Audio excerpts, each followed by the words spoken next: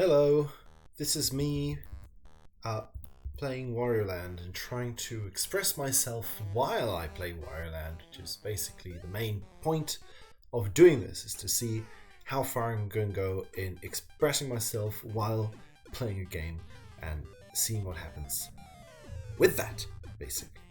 So, we start here. I guess we could point out that there are three clouds in the sky that might come in handy. But anyway, I'm not sure. Wario is sort of bobbing up and down. And, one thing that could be mentioned is that, see, he seems to be taunting us or making fun of us. He's sort of, oh no, I misinterpreted that. He seemed to be sort of going, nah, nah, nah, nah, nah, and stretching one of his eyelids open. But I think what he was doing, if I can get back to that screen, was giving us a big thumbs up and kind of winking at us. So, in any case, that could be one of the things that's going on. He makes a ship crash and tumble over, and then, celebrates it. So that's one of the things that's going on in this game. 1993. He made someone drown and is celebrating it. Okay, that's okay. Okay, so we're here.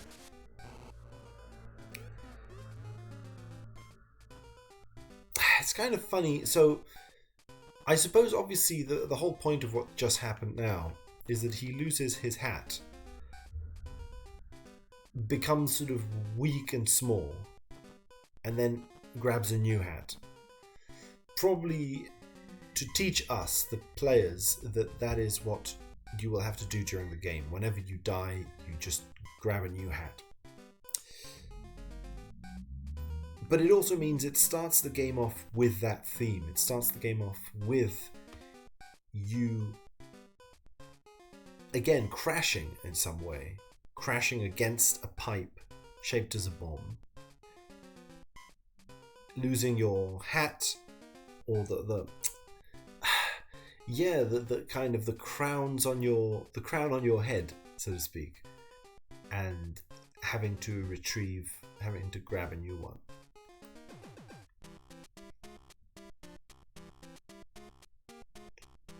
And so I'm interested as well because, as we can see, we can barely see it here, but this whole map is shaped like a skull, which is obviously the head and what's on top of your body.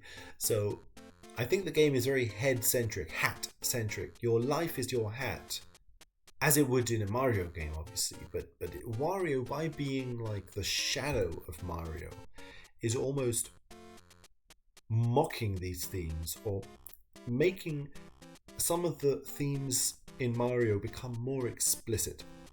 You're very obviously dealing with the hat and the head as having to do with life and death. The skull, right, is a typical symbol of death, and obviously of pirates, which is relevant for this game. But I think that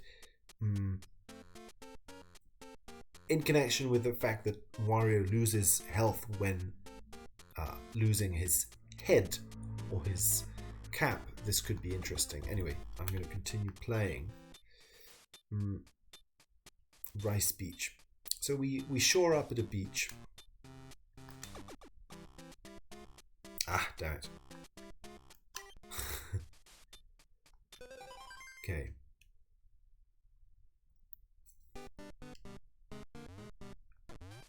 So, anyway,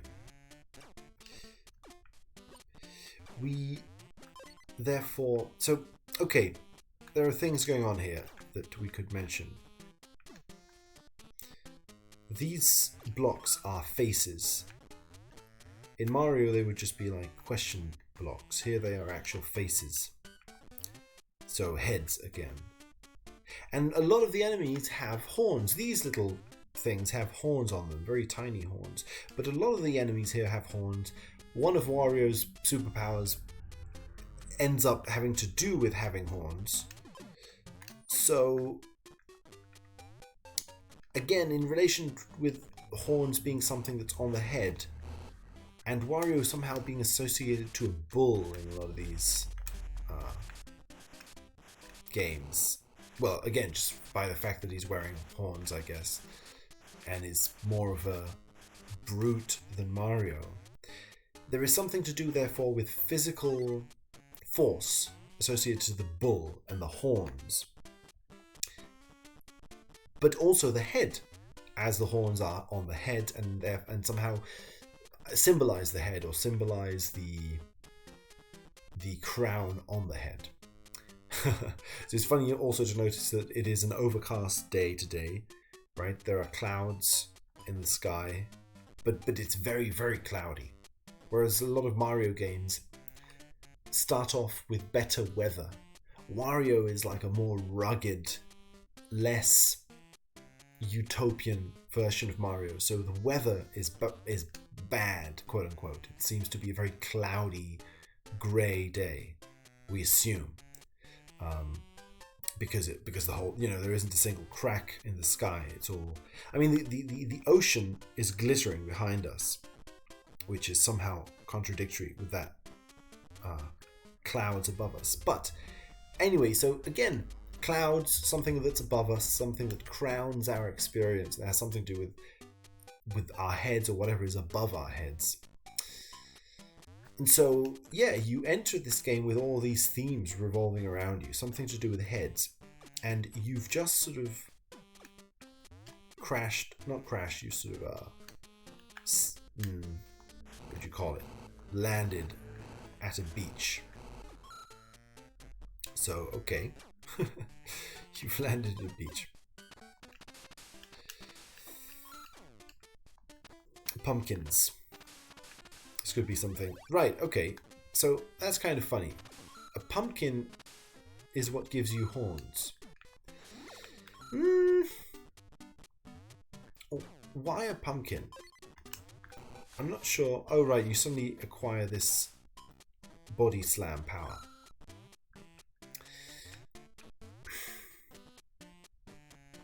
Now, okay, so several things come to mind here. I'm not exactly sure what pumpkin could mean here, but in the game that precedes this, so Wario Land 2, there is already a reference, if I don't remember incorrectly, to pumpkins as symbols of Halloween. I think in the Ghost Zone in Wario Land 2, there is a pumpkin, or references to pumpkins in some way or another. And that is one of the darker sides of Wario Land 2. Oh, right, you can get stuck onto the ceiling. The whole Halloween side. Halloween being, of course, the return of the dead. The return of dead ancestors. It's funny then also because, right, we remember that I'm sort of tempted to go left here. In Wario Land 2, see, I'm just intrigued by the amount of barrels too. I wonder if this is wine and therefore alcohol. Hard to tell. This is Rice Beach, after all. It could be, I don't know, some sort of rice liquor. Well, it's beyond what I'm trying to say in any case. But if Wario, therefore, were associated to the pumpkin in a way that reflected the second game's association to Halloween, it could mean that he is in some way connected to death. Obviously, the map of the entire Wario Land game is a skull, as I just said, so it is in some way connected to death. We are traveling through a map that is a skull, so we are traveling through death. The whole game takes place in death, or in... Oh, the timer, damn it. So, yeah, I'm just going to try and whiz through this. But...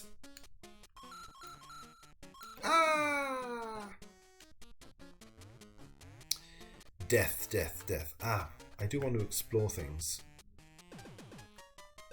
But whatever. There's a lot to talk about anyway, even without exploring anything.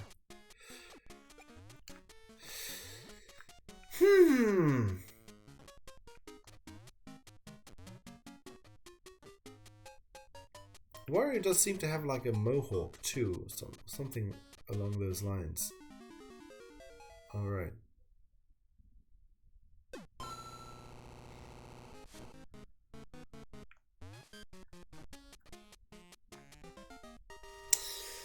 Yeah, money.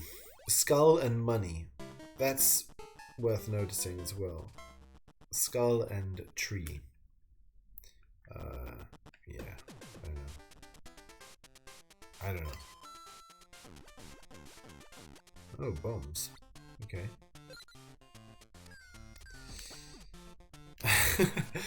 I'm not in the mood for this. Okay, let's see. Well, you are though throwing things over a river. I guess. Yeah, good. Okay, we will resume conversation after this finishes. Hopefully.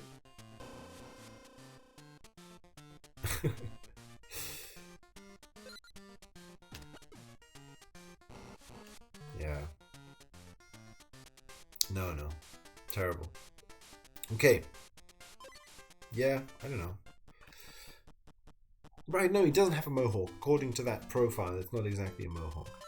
Anyway. Right, anyway, so, death. So we are somehow traveling through a dead head. As I was saying, the whole thing is about the head.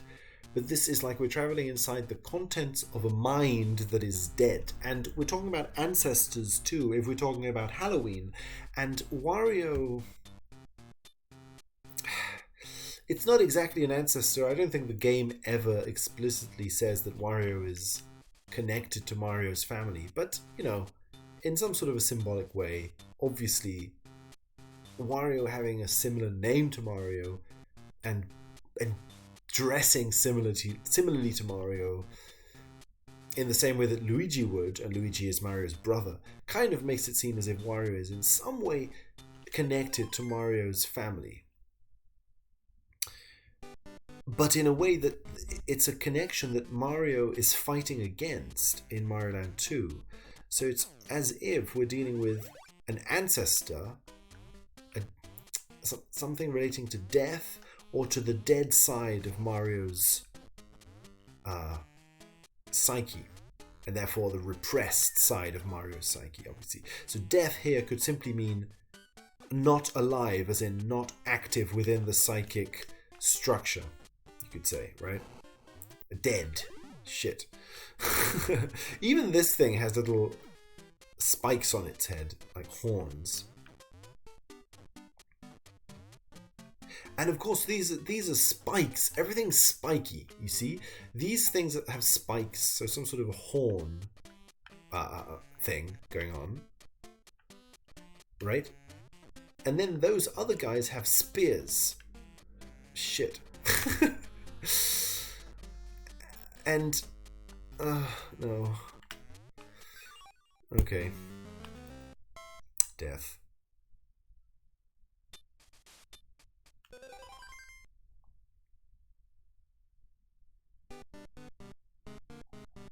The door is death as well. But, so... that's the thing. Right? That... okay, yes, enemies have spikes. These guys have little spears. Those guys have little spikes. The other enemies had little horns. Everything has little horny, spiky things. So we're not only dealing with things on the head, but with things on the head that are defensive in some way, or that attack, hurt, or damage you in some way. Or protective, I'm not sure how to take it.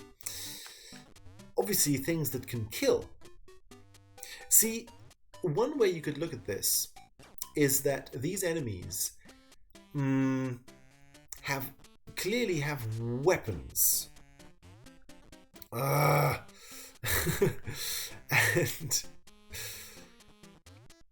And so these weapons symbolize death. It's as if these enemies were carrying guns with them or something.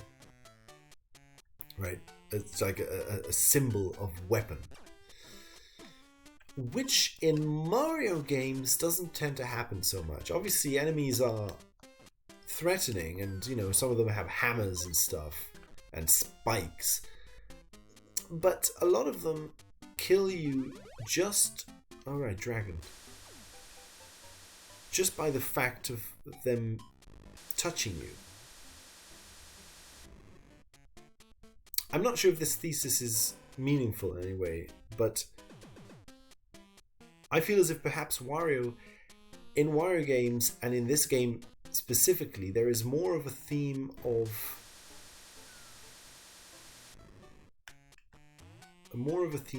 shit. This guy always gets me. Anyway.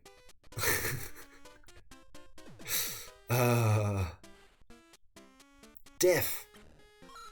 Enemies are more threatening somehow, and more obviously in a mood to kill. They have weapons that are more threatening, more menacing, spiky, and dangerous looking. And yet, see, that's what I find fascinating about Wario games, that and yet it becomes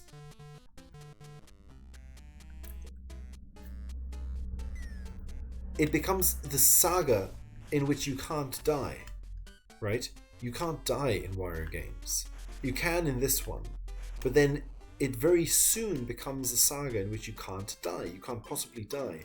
Enemies spike you and freeze you and burn you, and it doesn't matter because you just get spiked and frozen and burnt, but you don't die. Wario is much more explicit about what happens when these things touch you, right? The enemies are more threatening, so it's more explicit. In Mario games, for instance, there is always this sort of potential that enemies are not actually hurting you. They're just soft, cute, bubbly little things that... Oh, shit. That don't exactly kill you. They just sort of like steal lives from you. It's more of a video game aesthetic. What's happening to you in Mario games is that you're losing life. Life as in an object called a heart or a mushroom, whatever it may be, right? And you're losing this possession in the same way that you might lose money, right? I think maybe that's sort of getting to the heart of the matter also. And perhaps also why Wario has much more to do with money and with greed than Mario does, because Wario is the shadow of Mario and therefore is more explicit about its themes. That is to say, Mario games never portray Mario as someone who has any sort of specific greed or desire for material possessions. And yet, even the most immaterial of possessions, one's life, therefore one's subjective consciousness or whatever, is presented in Mario games as a possession. Shit.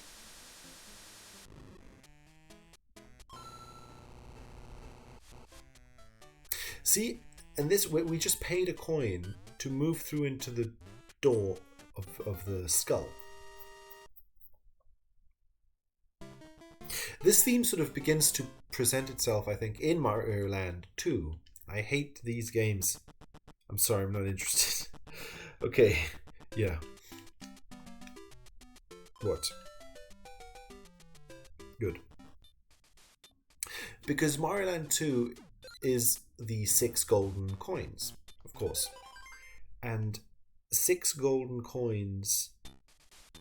So I made another video trying to suggest, I guess, that 6 golden coins in Japanese culture, to me, reminds me of the kind of coins that you would pay, again, to your dead ancestors or something like that. The coins you would pay the ferryman when you die.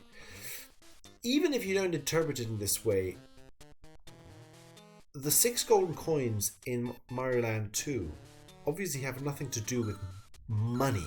You're not buying anything with these coins. You're just opening a door. And it's a door that leads you to Wario, to your shadow. So these are not... See, these are not exactly coins. Right, it's something else.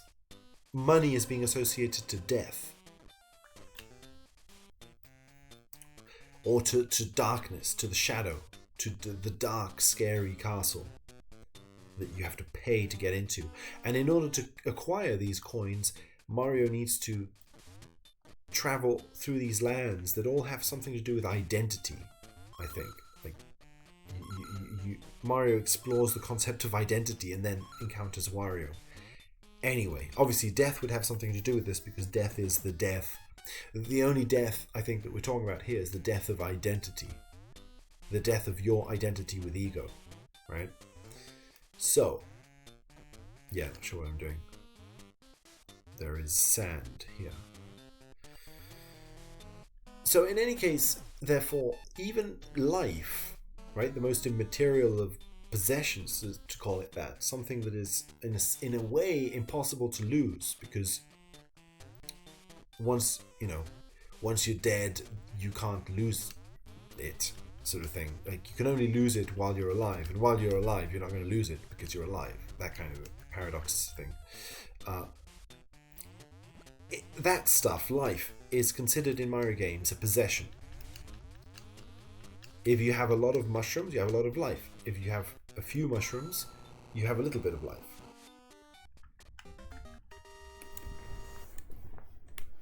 In Wario games, I don't know when the trend of not dying begins. I don't know if it's 2 or 3, but in any case, it soon becomes a game where life is something that Wario just eternally has. Because what's happening to you when you encounter an enemy is more explicitly shown. It's shown to you that Wario is burnt and squashed. You never see Mario suffer in the way that Wario does. Mario can burn and go wahoo, when he's burnt and stuff like that. But I feel that there is a qualitative difference between the two. Oh shit.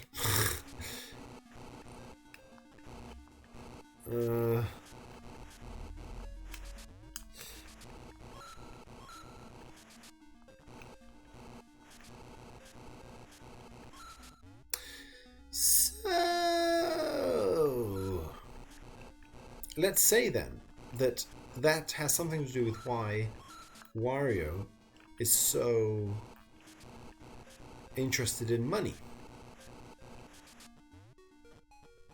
It's kind of funny because Wario is not interested in life. Wario becomes someone who doesn't have to worry about life, but he does worry about money. Whereas Mario is someone who's constantly having to worry about making the perfect jump, otherwise he'll die. But Mario very rarely worries about money. Money is just... I don't know what it is in Mario games. It's some weird sort of decoration almost. You can't spend it anywhere usually. In a sense, money in Mario games, right? That's the funny thing. Money in Mario games has to do with life. If you acquire a lot of coins, you gain life. Oh, right, I have to wait. So that's the thing. Money has something to do with life for Mario. But money for Wario has to do with greed or the pleasure of the material world. Wario's greed seems to evoke that. Even in this game, right? This game is all about Wario what you call it, feeling envy towards Mario's material life. Wario wants the kind of huge castles that Mario and Peach live in. Wario wants the sort of social position, material wealth, and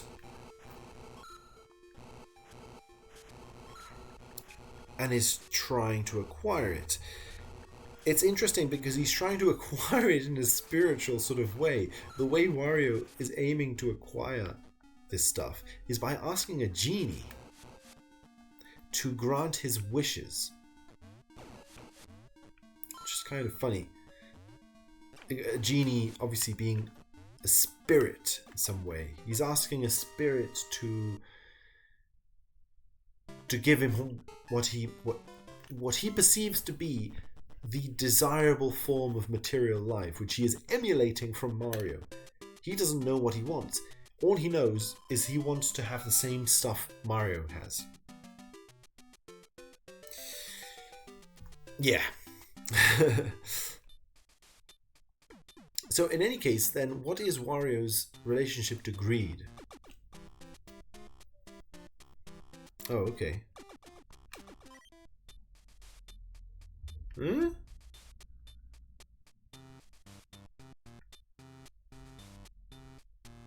Well, maybe I just gave myself a clue. The whole thing is that Wario is trying to emulate Mario. Wario doesn't actually want a castle or the kind of social status Mario has, or the kind of, what things that Mario has. The kind of, romantic relationship that Mario has, or kind of sex life, or whatever. Like, whatever it is that Wario is trying to emulate here, by stealing the golden statue of Peach. I don't think he actually wants that stuff, and the proof is that he's emulating Mario. If Mario had a different kind of life, then that would be what Wario wants. So,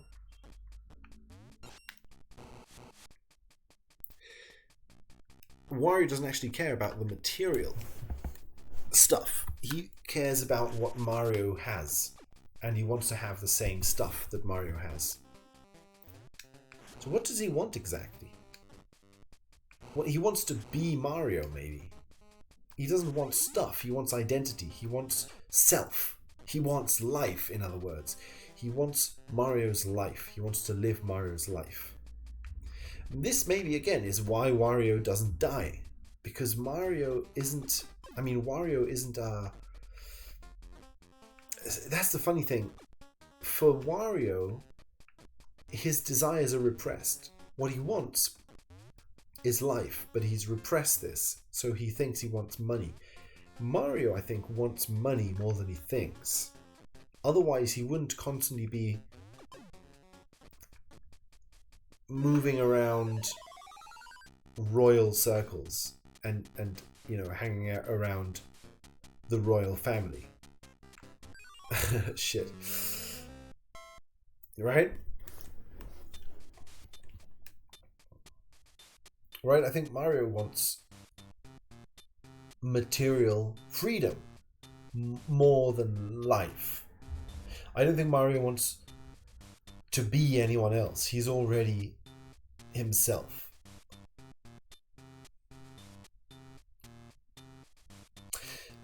So again, that might be also why Wario,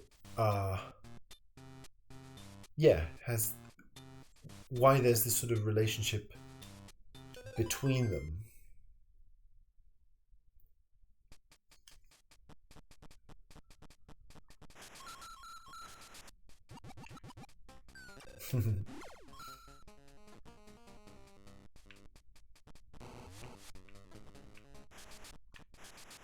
Okay.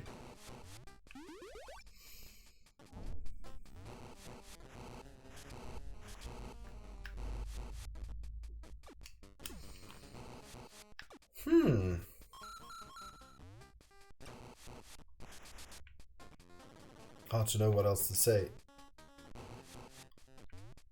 I think that's probably it for now. Still, if I could beat this thing, that'd be cool.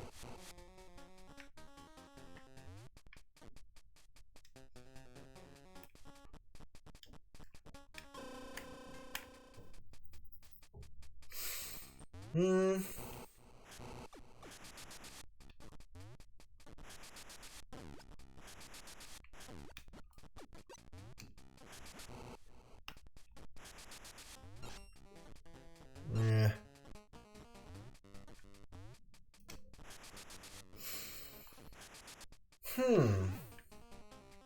Ah, no, I'm tiny again.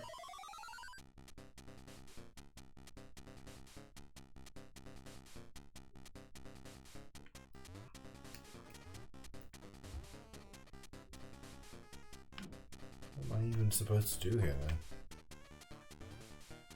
Ah.